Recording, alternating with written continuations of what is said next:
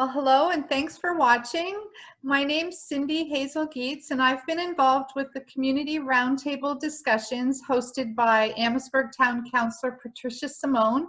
We found these really helpful in building unity in all of our community service organizations, our essential services, our sports clubs, and our churches. So today I have the privilege of introducing Terry Sawchuk. He's the president of the Amherstburg Soccer Club. So thanks, Terry, for making time to chat with us today. No problem. Okay, I'd like to just begin by asking you to give us a brief description of the services you offer the community and the demographic you serve here in Amherstburg. Certainly. So Amherstburg Soccer Club was primarily a youth program for the last 20 plus years. Mm-hmm.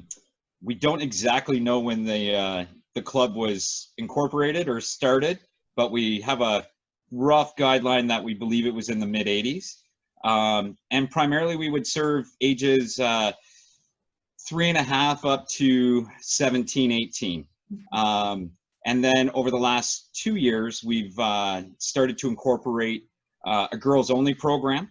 So typically it's always been co-ed, but we've been starting a girls only program. And last year we started an adult co-ed 35 and over league, which was going great. And unfortunately we had an indoor session that due to COVID, we never had a chance to finish. Oh. It is what it is. And obviously this year, unfortunately, we never had a chance to get our house league or our girls only program off the ground, and our competitive program that plays throughout Essex County. A lot of the teams have been training since October, mm-hmm. And unfortunately just doesn't look like they're going to go back to doing much training. There are half of the teams though that as long as town approves today, we should find out, we'll approve our return to play plan, and we'll start practicing under the new norm. Well, that's great to hear that there's a light at the end of the tunnel, and maybe you can begin at least with the practice sessions. So in these challenging days of COVID-19, all the self-isolation and the difficulties, what is your club most thankful for? The volunteers that are a part of the club. We've had people work tirelessly on making sure our return to play plan is in conjunction with the province and also Ontario Soccer, which is our governing body, mm-hmm. And our district. Just making sure that everything's there, done. And of course, our players are our utmost concern. We don't do this for us, we do it for the kids. Because somebody did it for us when we were youth playing, and that's how it works. You got to pay it forward. And I'm just grateful that, we've got the people that are still involved, and I'm grateful for technology like this, that we're actually able to still hold meetings, even though we are restricted in our gathering numbers. And lastly, I would say the parents, obviously everyone realizes these are challenging times. It's definitely very new to all of us. Mm-hmm. And, I'm sure people could get angry and upset that there's nothing happening, but, obviously it's out of our control. And I'm just grateful that they all understand and that they're being kind and being appreciative of the aspect that us as volunteers are thrust into. Yeah, it's a whole new game for sure with all of the restrictions and requirements. So what would you say is the greatest need in your organization currently, and how can people maybe come alongside and help you with those needs? Honestly, right now, unfortunately, because we don't really have much happening, mm-hmm. there really isn't much on, that we need at this point. When we do return to play, we sent out requests to the 5 teams that are going to be returning to have parents come out and volunteer to help us man the mandatory health screening checkpoint, because we have to do that every single time we have a practice. And then we are going to be reaching out because we'll need some field marshals present, just that are there to spectate and make sure that the coaches, players, any potential spectators that may be there are doing what needs to be done in order for us to do it safely. Great. Well, those are pretty cognitive things that we need to keep in mind, that the volunteers may have to increase to meet all these additional things. So that's a good thing to highlight, I would say. Finally, what are you most looking forward to in the coming year for your club? Normal.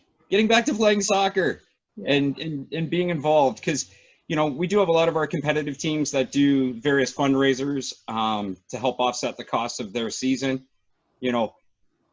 For those kids to be able to contribute back to the community, to earn their fundraising dollars, those are important things that we definitely want to see happen again. Additionally, just getting to see all these little kids out there and enjoying themselves and doing it in a safe way, and hopefully we can kind of by this time next year be saying, hey, what a successful season we had this year.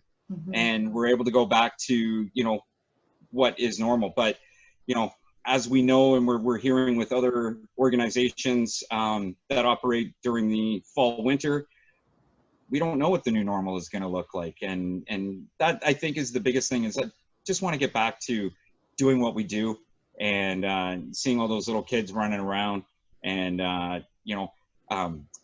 allowing some of our senior players.